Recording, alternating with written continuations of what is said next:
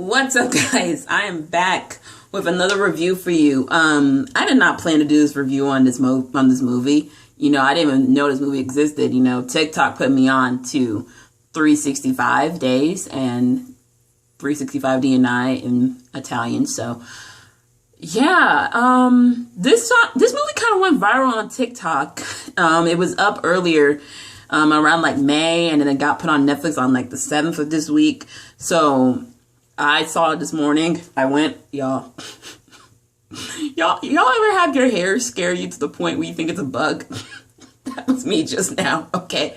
Y'all get these outtakes fully in the video. I don't edit them out. But it is a Polish film set in Italy. It's between these two characters. I can't remember the actor's name, but I know that the guy actor is fine as hell, and he's single. So basically, this is an Italian mafia Wattpad story that turned into a book series that basically was made into a movie, and then Netflix got the rights to it to put it on the platform. Now, this may remind y'all about 50 Shades of Grey. I'm gonna tell you right now, this 50 Shades can never, okay? This is 50 Shades up by 12 notches, okay? This is what 50 Shades of Grey was expected to be when they announced that they're gonna make a movie series, okay? And just, and this is only part 1, okay? They already confirmed basically that there's gonna be a sequel because there are 3 books in the series. I tried to look for the summaries of it in English, but I couldn't find it. It's in Polish, so yeah. That's my little run through, but child, this movie this is about to be the 50 Shades era for the 2020s, okay? I know the 2010s, we had 50 Shades of Grey phenomenon. The 2020s, we're going to have 365 days because it's popping off in the US, okay? It's really popping off, all right? We're going to have some 365 babies, just like last time in 50 Shades. We're going to have BDMS sales go up. You're going to have people flying out to Italy to find them a Massimo. Because I haven't even gotten into the plot yet. I had to watch it twice, a second time, to figure out what the plot even was. Because I wasn't even paying attention. But basically, mind you, there's like a whole mafia love story genre in Wattpad, so it's just like, damn, there's a whole genre for this. What? So yeah, if y'all don't know, this is where it's gonna be quick run through. There's gonna be some spoilers towards the end when talking about the ending of the movie. Okay, so you have Massimo, who is the leader of an Italian mafia. He took over after his dad died, when he was murdered, and basically he's been running it for the last 5 years.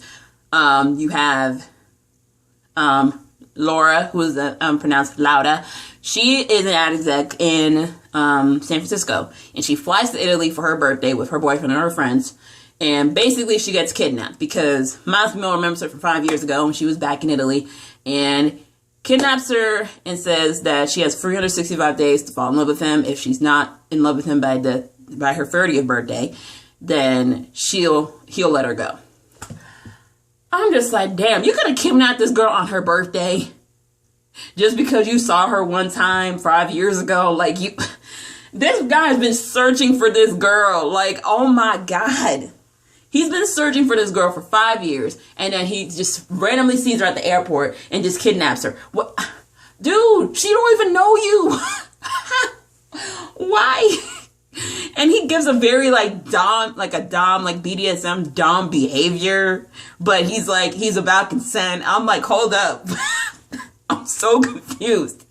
You are incredibly sexually aggressive. You give off high sexual tension and aggressiveness, but you want to be like, I won't do anything until you consent. I'm going to make you want me. Like, what? How? So basically, they're traveling around the world. She tries multiple times to escape. Basically, it's like Beauty and the Beast for the grown folk, okay? Not the fairy tale. But throughout the movie, it goes from her taunting him and teasing him to her slowly falling in love with him. So, and let's just get to the sex section, okay? Within 10 minutes, you know that this guy is basically Christian Grey, the Italian version, on steroids. Like, we saw a little bit of a presence of a peen, and I'm like, what?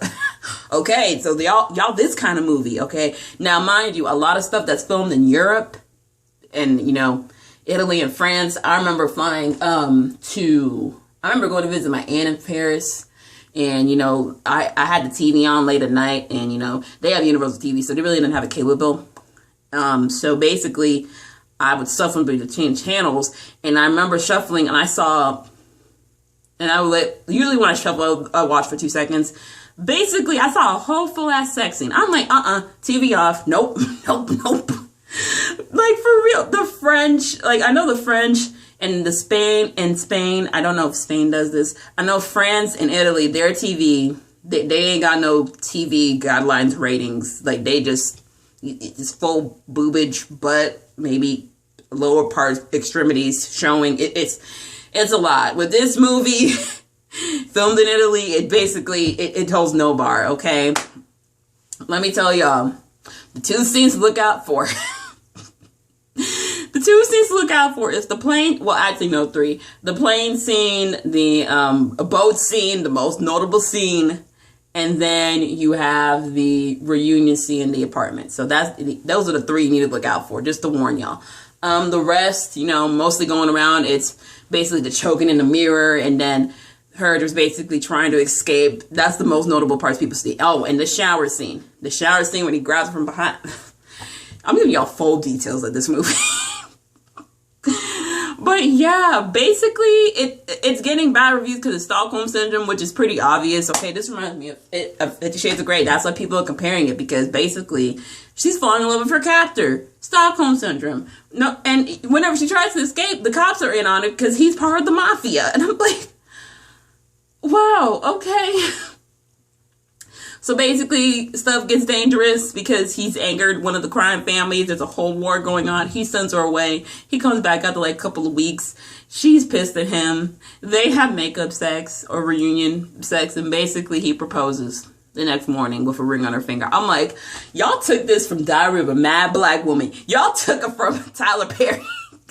This is a Tyler Perry movie, because if you watch Diary of a Mad Black Woman, you know that old dude, Shamar Moore's character with the light-skinned cornrow guy, he put the ring on her finger when she was sleeping, and that's how he proposed. I'm like, okay, all right. But the Diary of a Mad Black Woman's ring was bigger than this ring in this movie. But yeah, they go on a little shop spree. He meets her parents. Basically, the wedding, it basically got to be low-key, like them 2 people and like maybe 1 witness, because he's in the mafia. He doesn't want to risk anything. It's too dangerous. We get an alluding part that she might be pregnant because she wasn't feeling well. He's just going to a doctor. We all knew. We know the cliche clues. We know the cliche clues, okay? I already knew she was pregnant. I already knew. And we didn't see them use no damn condoms. And she was held hostage for like 2 months. She didn't have no access to birth control. But... And the friend figured it out because she invited her friend over. Basically, she's mad that she's marrying someone in the mafia. She basically figured out that she's pregnant. They get to shopping, wedding dresses, all that. And this is the final scene in the movie. So, you have her and the friend driving back to the house. And the friend's encouraging her to tell him that she's pregnant. And she's on the phone with him. Meanwhile, the right-hand man for Massimo, he's on the phone basically getting word like, yo, the rival family is trying to kidnap the fiance and try to kill her. And he's trying to race to the house. Meanwhile, old girl and the friend going through a tunnel. They never come out the tunnel. And as soon as old dude gets to the house, Massimo's on the phone like trying to get Laura back. And he's like, he looks at him, is like, she's dead. Now, we don't know if she's dead.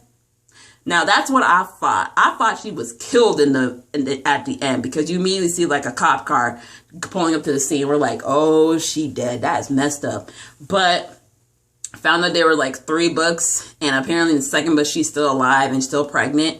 So I'm guessing they're going to keep it in just because the success is just so big with this movie on Netflix-wise, and Netflix will probably want to pick it up for multiple films, you know. Netflix is taking over everything from reality TV to teen dramas, so yeah, they'll probably pick it up. And so, yeah, we're probably going to see a sequel.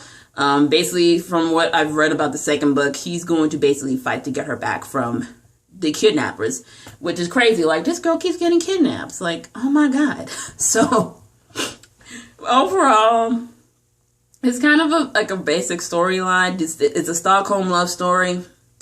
If you've been in quarantine for a minute and you haven't had any, I suggest this to y'all. Oh, Jesus. But, Lord forgive me. My God, I watched this movie twice today. But, basically, you know, it's basically a movie that you can roast, you know, online. It's basically a movie you can roast through the whole thing. And, you know, kind of how we roasted 50 Shades of Grey for not being anywhere erotic at all. This one goes above the bar, okay? But yeah, I don't know if I can give this a rating because the dialogue was just like, like the way that he said, "Are you lost, baby girl?" I'm like, no, stop calling her baby girl. No, you're gonna ruin that for me, but you're kind of making it a little bit sexual because you're hot as hell. Like, why? Oh my God. I thought Shamar Moore can only make baby girl sound sexy, but Michelle Marone, he made it sound sexy, okay? And I may have looked up the actor. He's divorced. He's 6 years older than me. He has 2 kids, and age ain't nothing but a number. I'm just saying, but that is my review. This is one of my most laid back and uncensored reviews ever, y'all. If y'all want to watch it, it's on Netflix. If you don't have Netflix, there is somewhere else you can watch it. This movie is everywhere. If you Google it, you'll find a link. Let me know if you want me to review any other movies that you guys are watching that I might like in the comments. Subscribe to the channel. We're almost at 700. Keep it going. It's your girl. Peace out. More love. Have an awesome day. Bye.